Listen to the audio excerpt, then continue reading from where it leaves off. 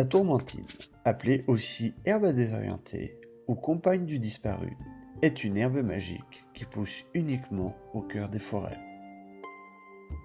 Originaire du Massif central et du Forêt, elle peut être trouvée dans toutes les forêts françaises. Elle n'a pas de réelle forme, mais prend par mimétisme celle des autres herbes de son entourage. Rien ne semble la différencier de celle-ci, si ce n'est qu'elle est souvent plus vigoureuse que ses congénères, et que sa couleur, d'un vert plus brillant et parfois émeraude, peut sembler irréelle. Elle reste aussi vivace en hiver. Selon la coutume populaire, celui qui lui marche dessus sera perdu pendant des heures, voire des jours. Cette croyance n'est pas tout à fait exacte. La tourmentine n'égare pas, elle retient. Elle abuse l'esprit et les sens du voyageur pour qu'il oublie sa route, oublie qu'il a déjà emprunté certains chemins, et sans cesse revienne sur ses pas, sur le lieu où il lui a marché dessus.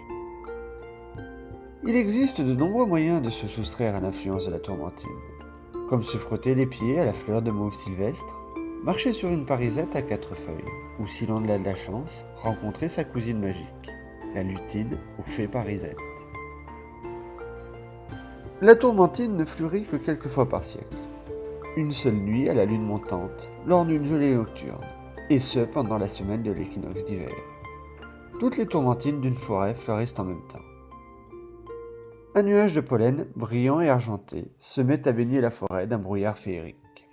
Des centaines de pétales, semblables à de petites ailes translucides de fées ou de papillons, se déplaceront lentement au gré du vent. Vision magnifique, mais extrêmement dangereuse. En effet, sans l'aide du peuple magique, il est impossible à celui qui a respiré l'air saturé de ce pollen d'échapper à l'influence de la tourmentine.